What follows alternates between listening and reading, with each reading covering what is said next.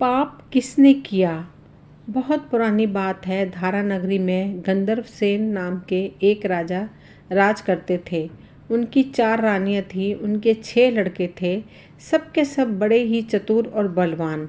संयोग से एक दिन राजा की मृत्यु हो गई और उनकी जगह उनका बड़ा बेटा शंख गद्दी पर बैठा। उसने कुछ दिन राज किया, लेकिन छोटे भाई विक्रम ने उसे मार डाला और स्वयं राजा बन बैठा। उसका राज्य दिनों दिन बढ़ता गया और वह पूरे देश का राजा बन बैठा। एक दिन उसके मन में आया कि उसे घूमकर सैर करनी चाहिए और जिन देशों के नाम उसने सुने हैं उन्हें देखना चाहिए। तो वह गद्दी अपने छोटे भाई भर्तृहरि को सौंपकर योगी बनकर राज्य से निकल पड़ा। उस नगर में एक ब्राह्मण तपस्या करता था। एक दिन देवता ने प्रसन्न होकर उसे एक फल दिया और कहा कि इसे जो भी खाएगा वह अमर हो जाएगा। ब्राह्मण ने वह फल लाकर अपनी पत्नी को दिया और देवता की बात भी बता दी। ब्राह्मणी बोली, हम अमर होकर क्या करेंगे, हमेशा भीख मांगते रहते हैं, इससे तो मरना ही अच्छा है। तुम इस फल को ले जाकर राजा को दे आओ और बदले में कुछ धन ले आओ।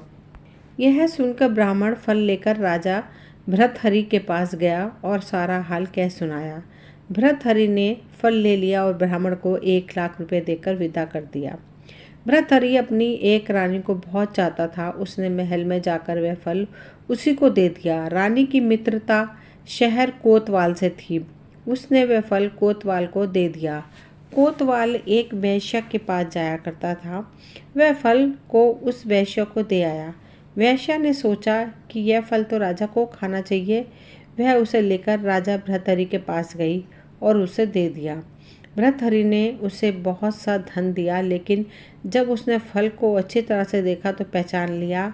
उसे बड़ी चोट लगी, पर उसने किसी से कुछ कहा नहीं। उसने महल में जाकर रानी से पूछा कि तुमने उस फल का क्या किया। रानी ने कहा, मैंने उसे खा लिया। राजा ने वह फल निकालकर दिखा दिया। रानी घबरा गई और उसने सारी बात सच सच कह दी। भर्तृहरि ने पता लगाया तो उसे पूरी बात मालूम हुई। वह बहुत दुखी हुआ। उसने सोचा यह दुनिया माया जाल है, इसमें अपना कोई नहीं। वह फल लेकर बाहर आया और उसे धुलवाकर स्वयं खा लिया। फिर राजपाट छोड़ योगी का भेष बना जंगल में तपस्या करने चला गया। भर्तृहरि की जंगल में चले जाने से विक्रम की गद्दी सूनी हो गई। जब राजा इंद्र को यह समाचार मिला तो उन्होंने एक देव को धारा नगरी की रखवाली के लिए भेज दिया। वह रात दिन वहीं रहने लगा। भर्तृहरि के राजपाट छोड़कर वन में चले जाने की बात विक्रम को मालूम हुई तो वह लौटकर अपने देश में आया। आधी रात का समय था। जब वह नगर में प्रवेश करने लगा तो देव ने उसे रोका। राजा ने कहा, मैं विक्रम हूँ, यह मेरा राज है, तुम रोकने वाले कौन होते हो। देव बोला, मुझे राजा इंद्र ने इस नगर की चौकसी के लिए भेजा है। तुम सच्चे राजा विक्रम हो तो जाओ, पहले मुझसे लड़ो। दोनों में लड़ाई हुई। राजा ने जरा सी देर में देव को पछाड़ दिया। तब देव बोला, हे राजन, तुमने मुझे हरा दिया, मैं तुम्हें जीवन दान देता हूँ। इसके बाद देव ने कहा, राजन, एक नगर और एक नक्षत्र में तुम 3 आदमी पैदा हुए थे। तुमने राजा के घर में जन्म लिया, दूसरे ने तेली के और तीसरे ने कुम्हार के।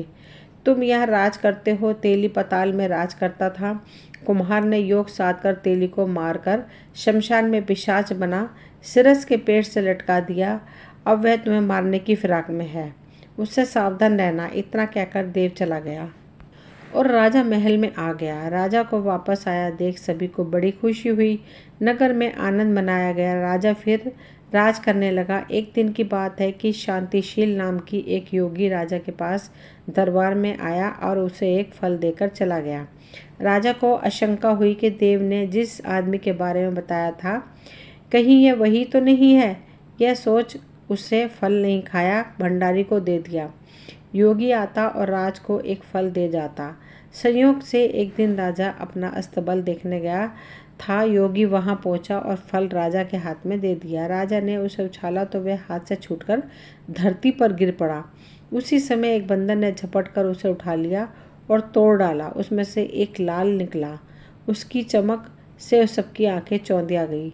राजा को बड़ा आश्चर्य हुआ। उसने योगी से पूछा, आप ये लाल मुझे रोज़ क्यों दे जाते हैं? योगी ने जवाब दिया, महाराज, राजा, गुरु, ज्योतिषी, वैद्य और उनके घर सभी खाली हाथ नहीं जाना चाहिए।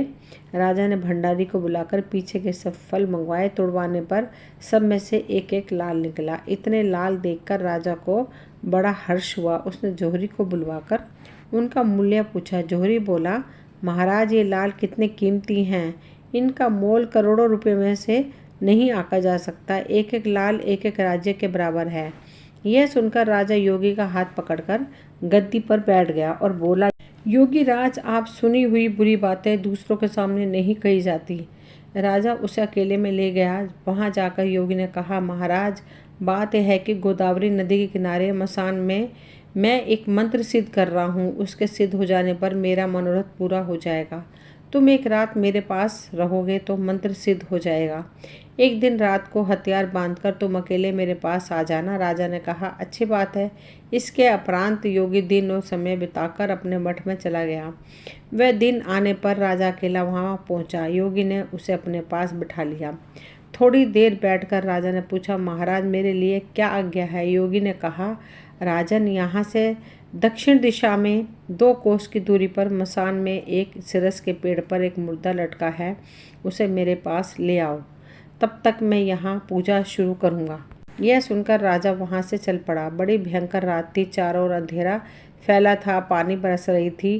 भूत प्रेत शोर मचा रहे थे। सांप आकर पैरों में लिपटे थे, लेकिन राजा हिम्मत से आगे बढ़ता गया। जब वह मसान में पहुंचा तो देखता क्या है कि शेर दहाड़ रहे हैं, हाथी चिंगाड़ रहे हैं, भूत प्रेत आदमियों को मार देते रहे हैं। राजा बेधड़क चलता गया और सिरस के पेड़ के पास पहुंच गया। पेड़ जड़ से फुनगी तक आग से धधक रही थी। राजा ने सोचा, हो न हो यह वही योगी है जिसकी बात देव ने बताई थी। पेड़ पर रस्सी से बंधा मुर्दा लटक रहा था। राजा पेड़ पर चढ़ गया, तलवार से रस्सी काट दी। मुर्दा नीचे गिर पड़ा, जोर जोर से रोने लगा। राजा ने नीचे आकर पूछा, तू कौन है? राजा का इतना कहना था कि वह मुर्दा खिलखिलाकर हंस पड़ा। राजा को बड़ी अचरज हुई। तभी यह मुर्दा फिर पेड़ पर जा लटका। राजा ने फिर चिढ़कर ऊपर गया और रस्सी काट मुर्दे को बगल में दबा नीचे आया और बोला, बता तू कौन है? मुर्दा चुप रहा।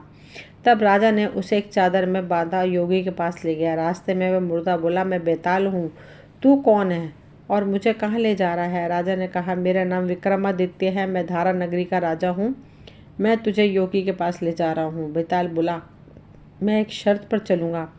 अगर तू रास्ते में बोलेगा तो मैं लौटकर पेड़ पर जा लटकूँगा। राजन ने उसकी बात मान ली। फिर बेताल बोला, पंडित, चतुर और ज्ञानी, इनके 3 अच्छी बातों में बीतते हैं, जबकि मूर्खों के दिन कला और नींद में। अच्छा होगा कि हमारी ये राह भली बातों की चर्चा में बीत जाए। मैं तुझे एक कहानी सुनाता हूँ, ले सुन। काशी में प्रताप मुकुट नाम का एक राजा राज करता था। उसका ब्रज मुकुट नाम का एक बेटा था। एक दिन राजकुमार दीवान के लड़के को साथ लेकर शिकार खेलने जंगल गया। घूमते घूमते उन्हें तालाब मिला। उसके पानी में कमल खिले थे और हंस किलोल कर रहे थे। किनारों पर घने पेड़ थे जिन पर पक्षी चहचहा रहे थे। दोनों मित्र वहां रुक गए और तालाब के पानी में हाथ मुंह धोकर ऊपर महादेव के मंदिर पर गए। घोड़ों को उन्होंने मंदिर के बाहर बांध दिया।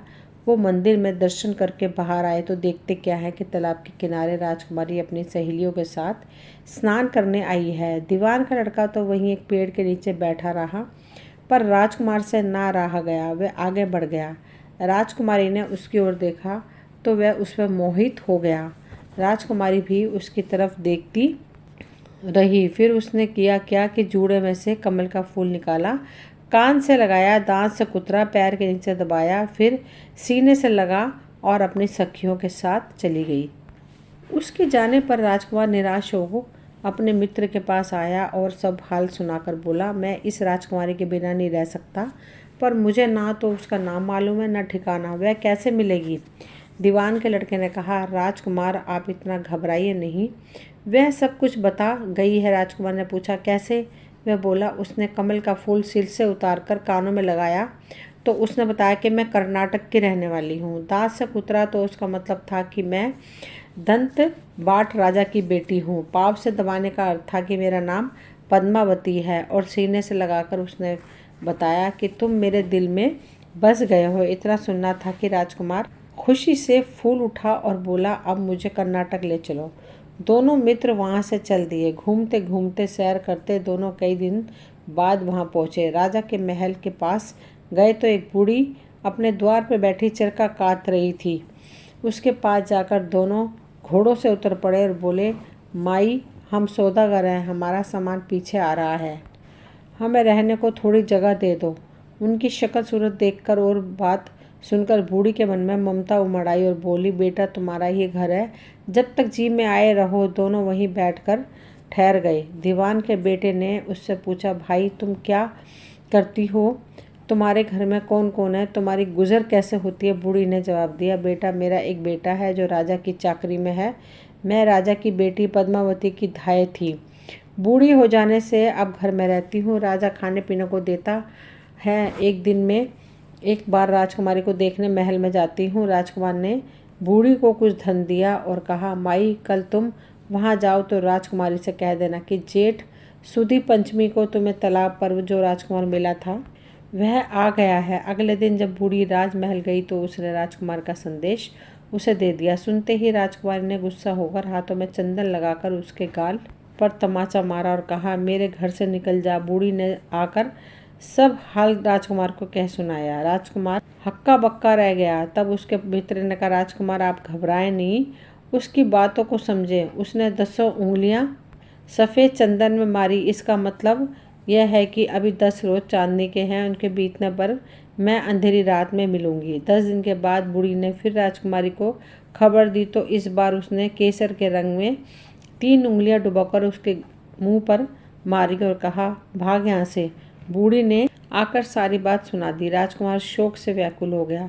दीवान के लड़के ने समझाया, इसमें हैरान होने की क्या बात है? उसने कहा है कि मैं मासिक धर्म में हूँ। 3 दिन और ठहरो। 3 दिन बीतने पर बूढ़ी फिर वहां पहुंची। इस बार राजकुमारी ने उसे फटकार कर पश्चिम की खिड़की से बाहर निकाल दिया। उसने आकर राजकुमार को बताया। सुनकर दीवान का लड़का बोला, मित्र, उसने आज रात को तुम्हें उस खिड़की की राह बुलाया है। मारे खुशी के राजकुमार उछल पड़ा। समय आने पर उसने बूढ़ी की पोशाक पहनी, इत्र लगाया, हथियार बांधे। दोपहर रात बीतने पर वह महल में जा पहुंचा और खिड़की में से होकर अंदर पहुंच गया। राजकुमारी वहां तैयार खड़ी थी। वह उसे भीतर ले गई। अंदर के हॉल देखकर राजकुमार की आंखें खुल गई। एक से एक बढ़कर चीजें थी। रात भर दोनों बातें करते रहे। जैसे ही दिन निकलने को आया, राजकुमारी ने राजकुमार को छिपा दिया और रात होने पर फिर बाहर निकाल लिया। इस तरह कई दिन बीत गए। अचानक एक दिन राजकुमार को अपने मित्र की याद आई। उसे चिंता हुई कि पता नहीं उसका क्या हुआ होगा। उदास देखकर राजकुमारी ने कारण पूछा तो उसने बता दिया कि वह बोला, वह मेरा बड़ा प्यारा दोस्त है, बड़ा चतुर है, उसकी होशियारी से ही मैं तुम्हें मुझे मिल पाई हो। राजकुमारी ने कहा, मैं उसके लिए बढ़िया बढ़िया भोजन बनवाती हूँ, तुम उसे खिलाकर तसल्ली देकर लौट आना। खाना साथ में लेकर राजकुमार अपने मित्र के पास पहुंचा। वे महीने भर से मिले नहीं थे। राजकुमार ने मिलने पर सारा हाल सुनाकर राजकुमारी को मैंने तुम्हारी चतुराई की सारी बातें बता दी, तभी तो उसने ये भोजन बनाकर भेजा है। दीवान का लड़का सोच में पड़ गया। उसने कहा, यह तुमने अच्छा नहीं किया। राजकुमारी समझ गई कि जब तक मैं हूँ वह तुम्हें अपने बस में नहीं रख सकती, इसलिए उसने इस खाने के में जहर मिलाकर भेजा है। यह कहकर कि दीवान के लड़के ने थाली में से एक लड्डू उठाकर कुत्ते के आगे डाल दिया। खाते ही कुत्ता मर गया। राजकुमार को बड़ा बुरा लगा। उसने कहा, ऐसी स्त्री से भगवान बचाए, मैं अब उसके पास नहीं जाऊंगा। दीवान का बेटा बोला, नहीं, अब ऐसा उपाय करना चाहिए जिससे हम उसे घर ले आए। आज रात को तुम वहां जाओ। जब राजकुमारी सो जाए तो उसकी बाई जांघ पर त्रिशूल का निशान बनाकर उसके गहने लेकर चले आना। राजकुमार ने ऐसा ही किया। उसके आने पर दीवान का बेटा उसे साथ ले योगी का भेष बना मरघट में जा बैठा और राजकुमार से कहा कि तुम ये गहने लेकर बाजार में बेच आओ। कोई पकड़े तो कह देना कि मेरे गुरु के पास चलो और उसे यहाँ ले आना। राजकुमार गहने लेकर शहर आया और महल के पास एक सुनार को उन्हें दिखाया। देखते ही सुनार ने उन्हें पहचान लिया और कोतवाल के पास ले गया। कोतवाल ने पूछा तो उसने कह दिया कि ये मेरे गुरु ने मुझे दिए हैं। गुरु को भी पकड़वा लिया गया। सब राजा के सामने पहुंचे।